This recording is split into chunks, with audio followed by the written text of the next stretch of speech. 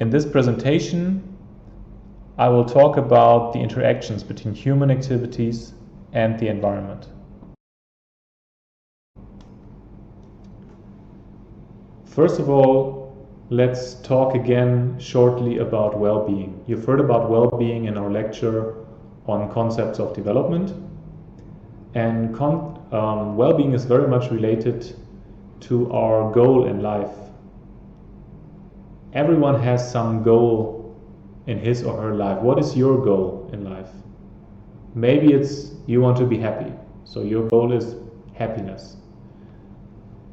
And if you ask many people about this, what is your goal in life, you will get different answers. Many people will tell you they want to be happy, so their ultimate goal is happiness. Other people might give you a slightly different answer, like fulfillment, self-respect, enlightenment, or other things. But you can be sure that every person has some ultimate goal in his or her life. Now, in addition to this ultimate goal, there are so-called intermediate goals. And these intermediate goals help us to achieve our ultimate goal. Intermediate goals are something like health, safety, and comfort. Think about it. Most people will only be happy if they are healthy. And most people will only be happy if they are feeling safe. So it's necessary to achieve our intermediate goals in order to achieve our ultimate goal. Of course, there are many more intermediate goals, so these are just 3 examples here. What do we need to achieve these intermediate goals? What do we need in order to be healthy, safe, and comfortable, so that in the end we have a high level of human well-being? There must be some factors that influence our success in achieving these intermediate goals, because if you look around, you will see that not all people are healthy, and not all people are living in a safe neighborhood or in a safe environment, and not everyone is feeling comfortable in his or her life. So there must be some factors influencing whether or not people are able to achieve their intermediate goals. One convenient way to summarize the different factors which contribute to our achieving of intermediate goals, and in the end achieving well-being, is to group them into 4 basic types of capital. There are 4 types of capital which contribute to human well-being, and these are built capital, human capital, social capital, and natural capital.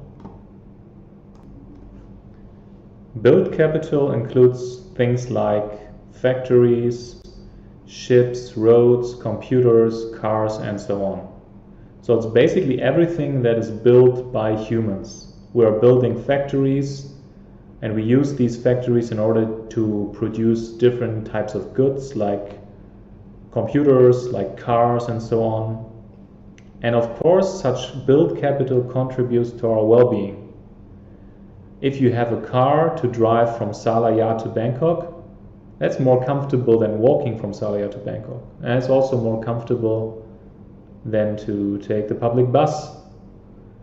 So having a car increases your well-being.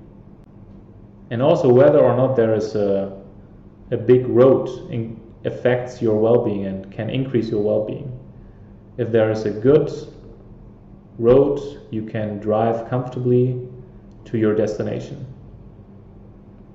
If there is an airport in your city, you can fly to other countries, which increases your well-being because you might go to these other countries to do vacation.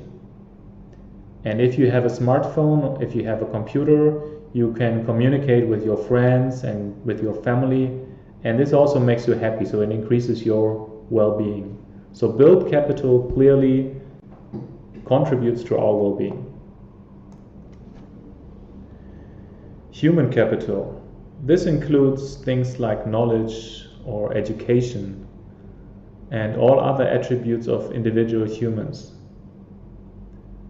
Think about it. You need human capital. You need a good education, you need to have a good knowledge, you need to have good skills in order to be successful in our society.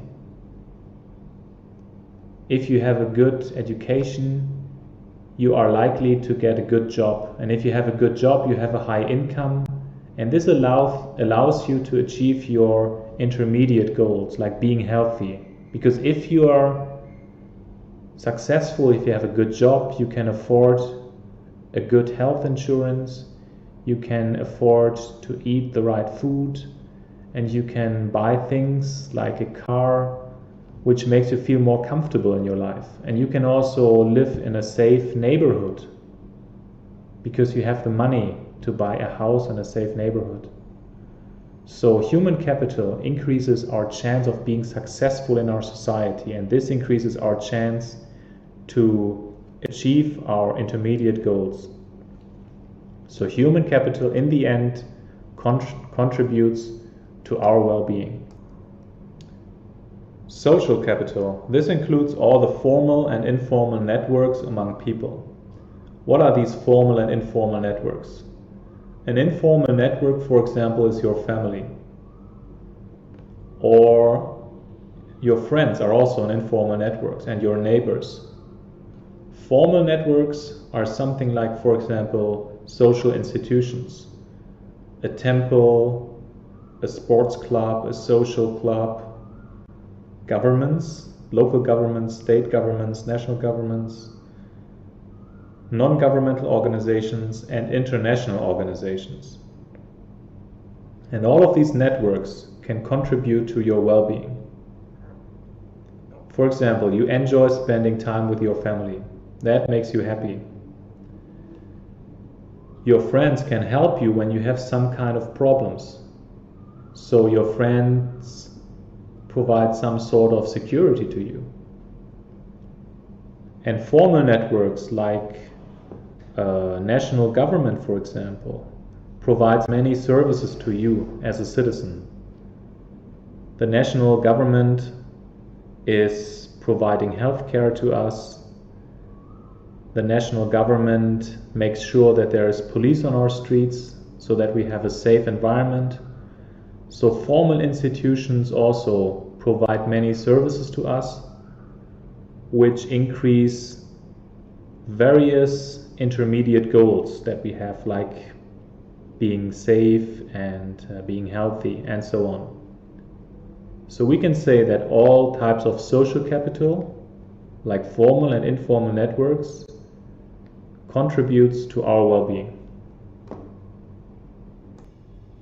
The last type of capital that we need to achieve our goal of being happy or to generally have a high well-being is natural capital. I'm sure you already have some idea about what natural capital is, because it's about nature, as the name suggests. Actually, there are various different definitions of natural capital. On this slide you can see a definition given by the United Nations, and it reads like this: natural capital includes land, minerals and fossil fuels, solar energy, water, living organisms, and the services provided by the interactions of all these elements in ecological systems. So as you can see, I'm sure most of the things are quite clear to you. You know what land is, you know what solar energy is coming from the sun, you know what living organisms are, those are the animals in our nature, water. But the definition also in the last part talks about the services provided by the interactions of all these elements in ecological systems.